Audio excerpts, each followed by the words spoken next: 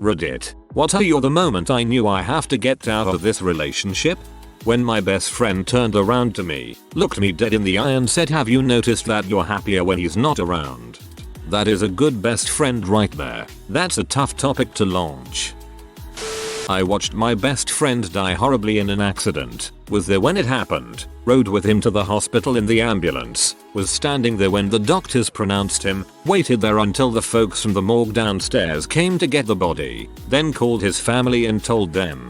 That all took pretty much the entire night, and I had an exam the previous day, so I had pulled an all-nighter then as well. So by the end of it I had been awake for about 49 hours. Came staggering into my apartment at 6 AM, saw my fiancée, and burst into tears. I told him what happened. He stared at me for a sec, then said, you know we are supposed to have a breakfast date with Chris and Annie in like an hour. Are you seriously going to bail on that? Yep. Broke up with him that evening when I woke up. Have never regretted it. Whoa. Frick that callous bastard. Frick him right in the ear. When I was sleeping peacefully and she jumped on me and started strangling me in my sleep because she found a new girl's phone number in my phone. We were having this conversation about open relationships for the 10th time when it suddenly dawned on me that I never wanted to have this conversation again. I told him, you know, I think you should frick whoever you want. His face brightened. You do? He asked incredulously. Yes, I said, it's obviously very important to you. So I'm going to be out by the end of the week, and then you will be completely free to do as you please. That was the end. I wish I had the guts to have said no. When I was considering getting on antidepressants because I was so unhappy being married to him, I realized how fricked up it was that I was considering medication just to tolerate our marriage. I went and got on antidepressants. It wasn't until they just never worked that I realized I wasn't depressed. I was in a crappy relationship. When he cheated on me, got her pregnant, and then told me I should pay child support because I didn't put out. I was 15. And that's why he had to go out and cheat on me. That's class. When my ex told me she would abuse her cat and dog for shoots and giggles, I was out of there faster than Lando escaping the exploding Death Star. Man, I had an ex reveal that she'd poisoned her rabbit because she hated it and thought this was hilarious. She dropped it like it would be hilarious, and I just looked at her. I was floored. We broke up on the spot. When she screamed at our entire flat, me and 4 others, for letting the man in who is stalking her, or not kicking him out when we saw him in the living room. There was no man in the living room, nor did the man exist. My ex-girlfriend never really got along with my family. Too many minor things had happened that caused a strain in their relationship. There were 2 cases that led me to realize there was no way in heck that we would work out. One was when she told me once we get married, you're stuck with me, and if you ever think of divorcing me, I will keep everything you ever worked for and make your life heck, mind you. This was about 6 months into our relationship. Later on she said, once we get married you will no longer speak to your family, no contact with your siblings or your mother. I ended that relationship not long after that. When I realized that we hadn't had sex for almost 6 months and that I was happier when I was spending time without her. Very subtle cues. When I realized that I was actively avoiding going out with my friends because I knew she would inevitably cause a scene and ruin the evening. Just wasn't worth it anymore. That reminds me of the time I asked a girl not to say the N-bomb in front of my friends. Then she proceeded to yell it twice. He told me I was only allowed to be friends with white people, and if he saw me talking to any insert racial slur here, he'd dump me. Then he started talking about how he needed me to have his white children. He was Hispanic, so I never really understood his logic on that one. Maybe he's the Mexican Clayton Bixby. The day she punched me in the face and then tried to continue our relationship while she was living at her ex-boyfriend's house. Same here. Punched me in the temple when I wouldn't walk and get her Chinese food. Then her mother walked in and said, "Don't hit Tyler. That's why your dad left me." Then I figured it was probably time to go home. Late to the party, but hey, when I was a sophomore I had my first girlfriend. She was a senior and pretty dang attractive if I do say so. I was feeling pretty good about myself. Anyway, we had been dating for about 2 months when we decided to hang out at her house for the first time. She gave me the grand tour of her house. We made out, went to her room, made out, and so on. She showed me some cool things she had collected over the years, and as we were going through her jewelry box I noticed a particularly cool looking ring. "What's the story behind this one?" I ask. "Oh," she responds, "that's just a ring from my fiance. Turns out he was out of town for a while. In Iraq." Frick that crap. After our 8-year relationship and 4 of those years going straight downhill, I asked him if he would try couples counseling. He said no. He was absolutely against it. That's when I told him we should break up. I later found out the reason why he was so against it, because then it would come out that he had been cheating on me for 5 years.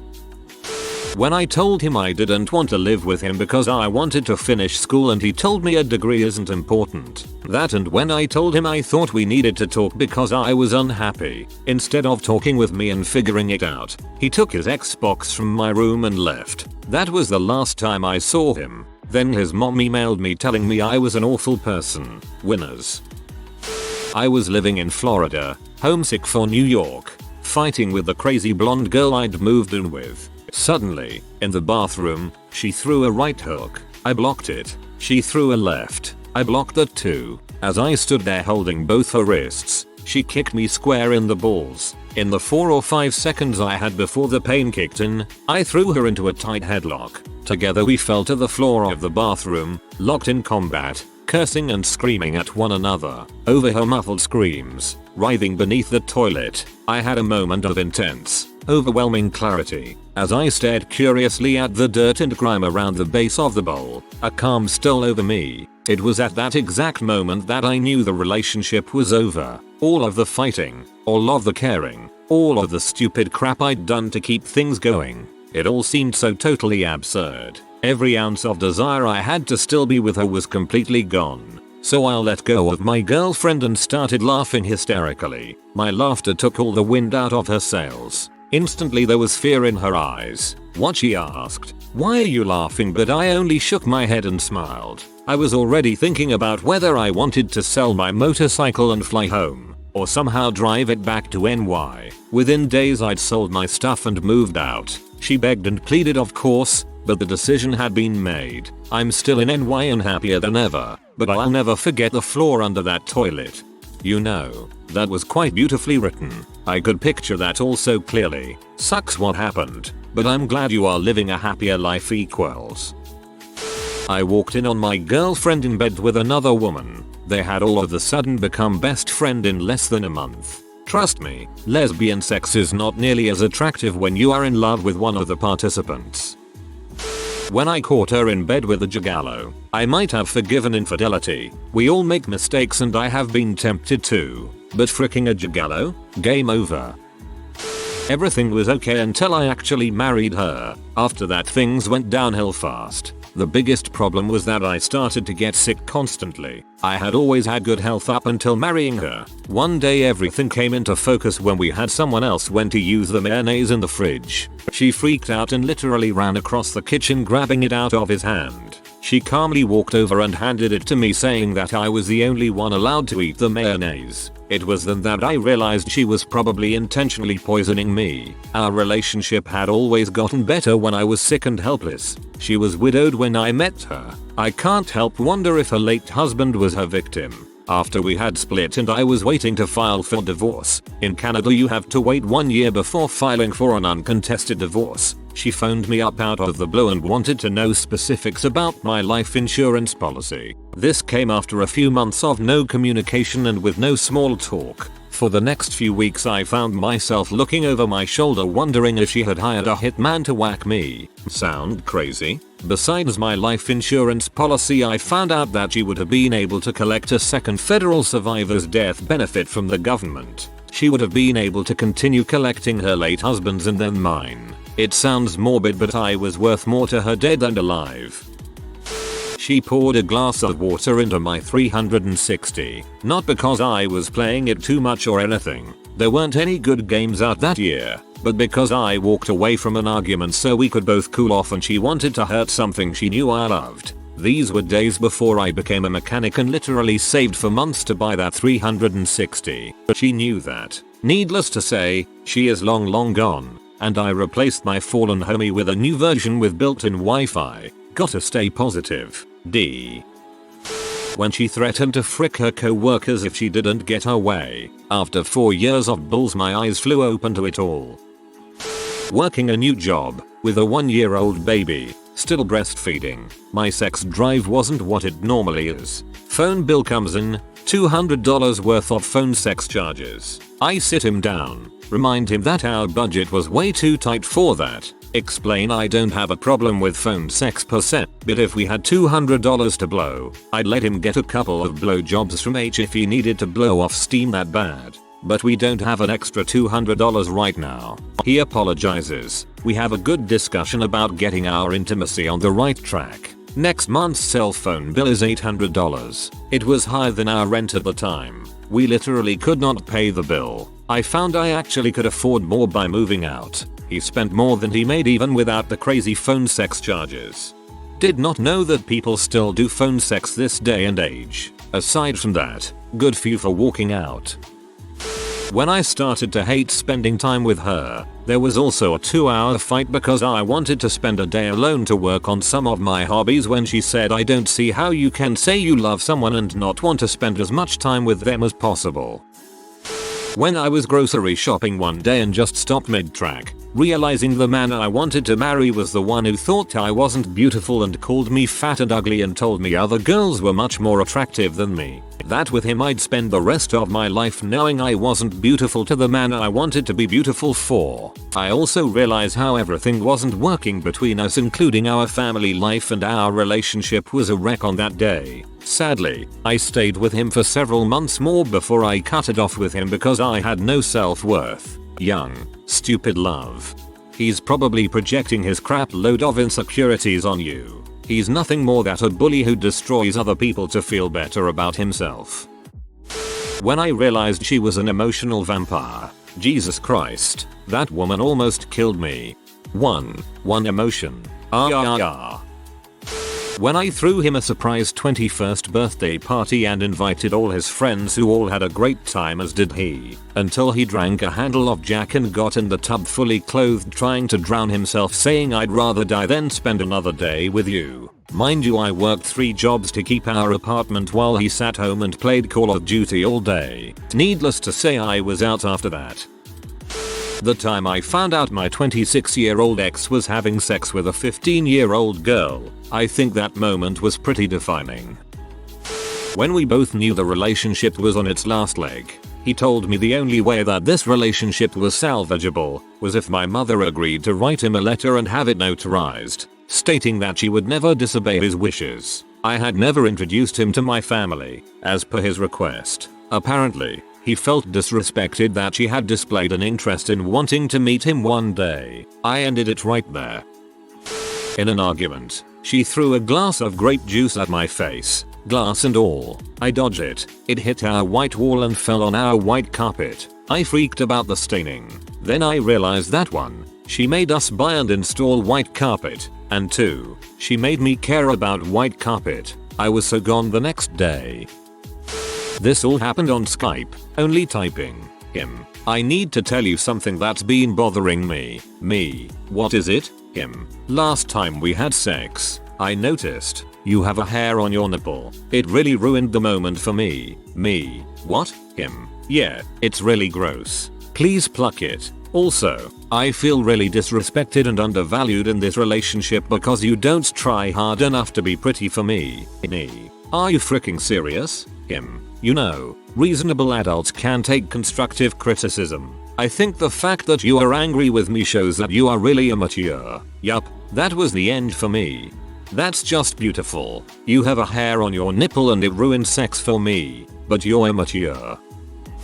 When he cancelled our trip to Disneyland because his mother called from across the country and told him to drop everything and condo hunt for her, she didn't trust his ability to live on his own and decided to move near us to keep tabs on him. He didn't see why cancelling our trip at the whim of his puppeteer was a problem. He was 27 years old.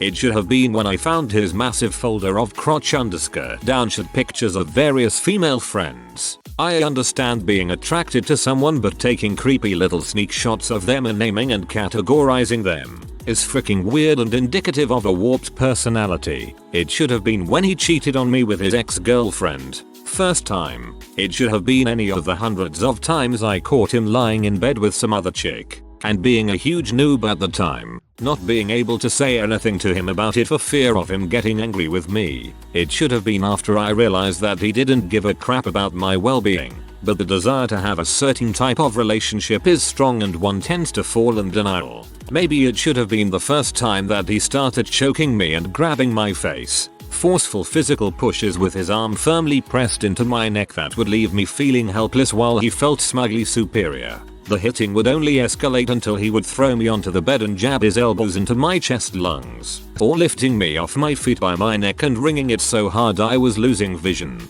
I had to draw blood with my nails for him to stop. Maybe the fact that he had another fling with his ex-girlfriend again, although she eventually ditches him to stay with her boyfriend lols, or coming home with random hickeys or sneaking out while I was at work, or a huge goddamn list of red flags I ignored because I was so in love. And just, God, if I could have those issues go away, we could have the best relationship ever. I could and did get beaten up and yet I kept coming back. Abusive relationships are no fun at all. The best prevention is to be confident with your own single solitary life and to be able to know when to stand up for yourself and when to leave. If a guy or girl, because there are several noob forever alone men here who will fall prey to a douchebag chick, makes you feel like crap, he isn't worth spending your time on. When she got so angry in the middle of an argument that she started attacking me, I decided to let her cool down, pushed her off of me, and stormed out of the house. She followed me outside and tried to hurl a cooler at my head as I left. The moment when I dodged the cooler, the only thought in my head was, well frick this crazy bee, I'm gone.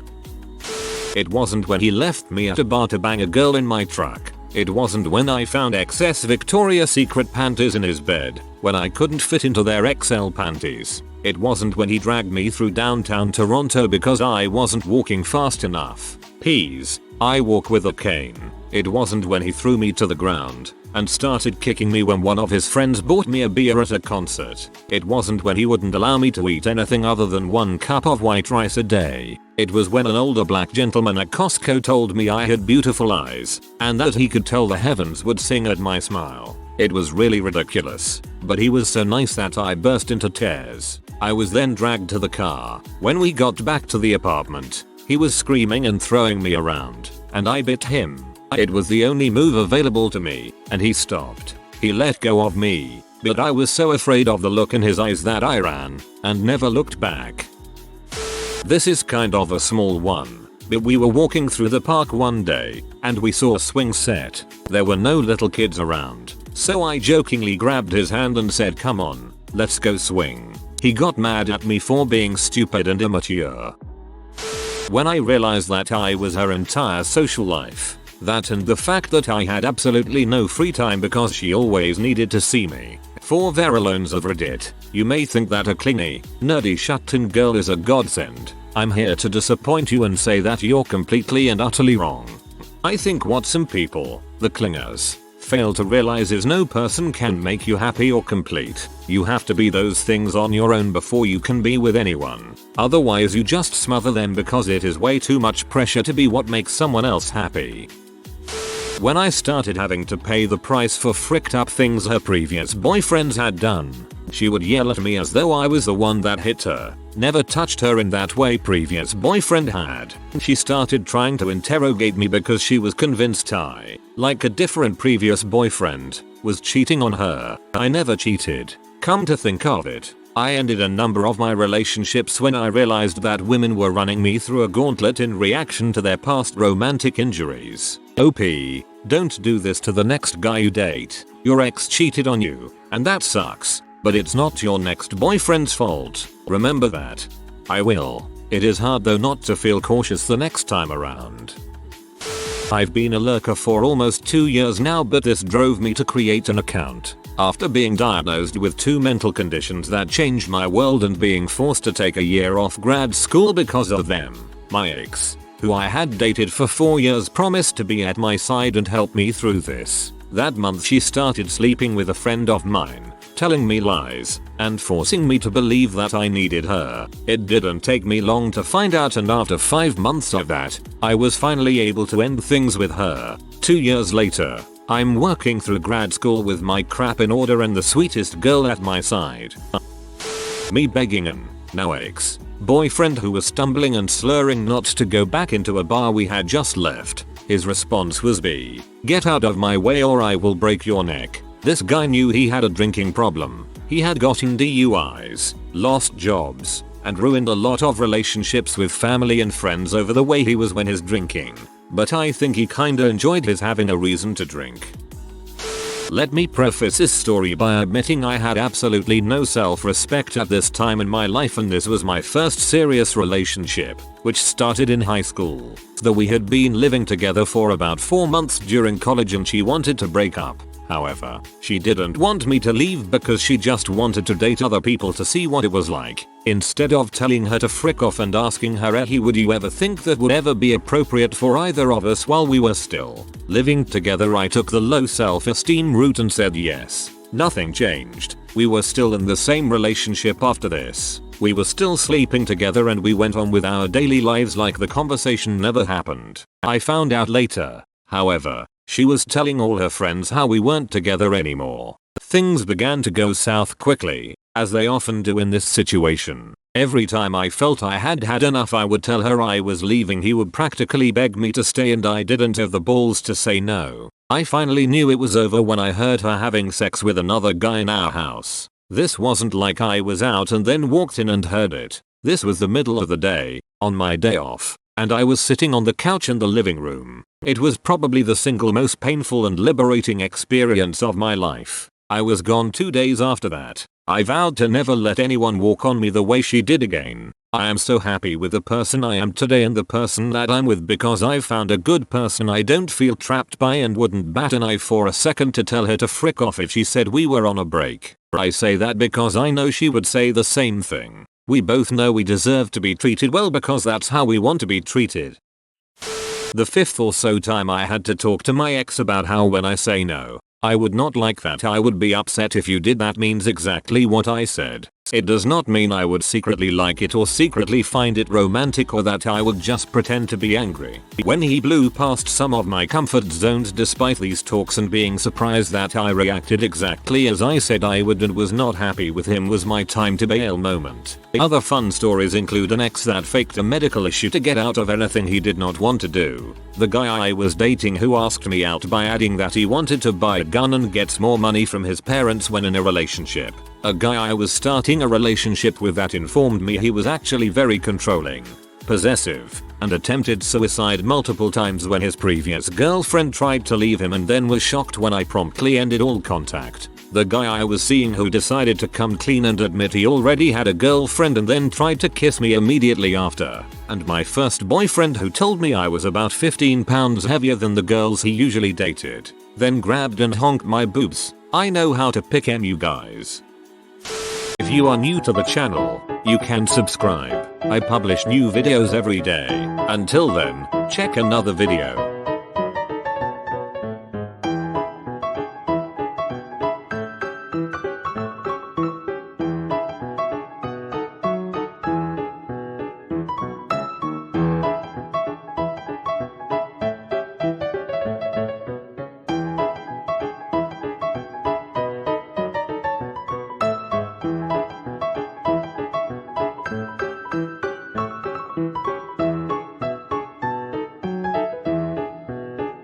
Bye for now.